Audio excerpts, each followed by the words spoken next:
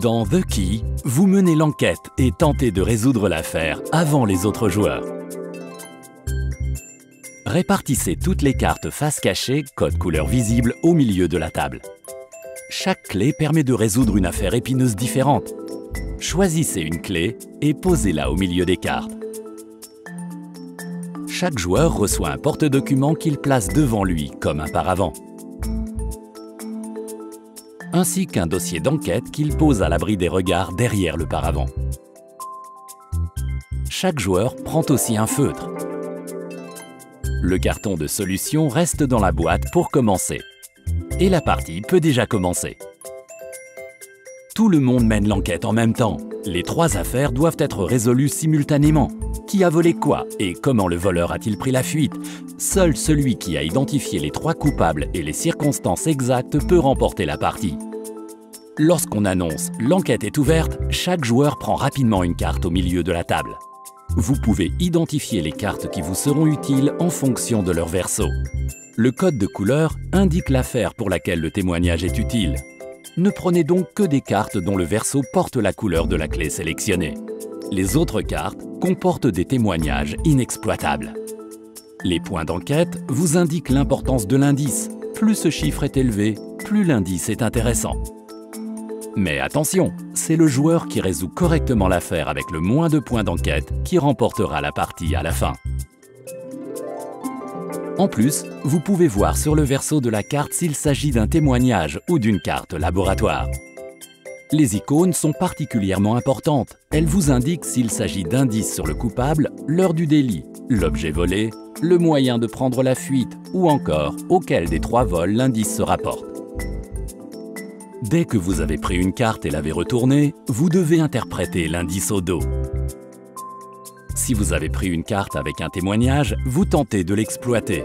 Parfois, la carte n'est pas exploitable immédiatement et requiert d'autres indices. Par exemple, si vous avez identifié qu'un coupable a dû commettre son délit à 14 h, vous pouvez entourer cette personne pour 14 h et éliminer les 2 autres. Vous pouvez ensuite écarter le suspect sans lunettes et vous déduisez qu'un des 2 personnages entourés est coupable du vol de 14 h. Vous notez tous les éléments dans votre porte-document à l'aide du feutre.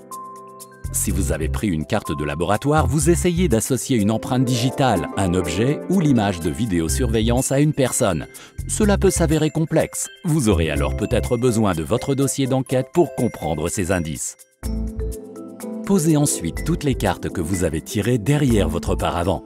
Vous choisissez aussitôt une nouvelle carte sans attendre que les autres joueurs aient fini d'interpréter leur indice.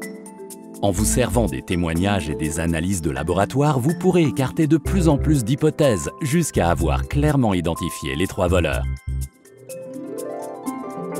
Si jamais vous tirez une carte dont l'indice ne vous aide pas, il faut néanmoins la conserver derrière votre paravent. Si vous pensez avoir clairement résolu les 3 affaires, attrapez vite la clé. Les autres joueurs peuvent continuer à prendre des cartes et à les interpréter. Une fois que tous les joueurs pensent avoir résolu l'affaire, passez à l'évaluation. Ce n'est pas forcément le plus rapide qui l'emportera, mais celui qui aura résolu l'affaire en obtenant un minimum de points d'enquête. Chaque combinaison de coupables, heure et moyen de prendre la fuite est associée à un chiffre unique. Notez ces 3 chiffres sur le cadenas de votre paravent. Le joueur qui a la clé cherche sa combinaison à 3 chiffres en premier sur le carton des solutions.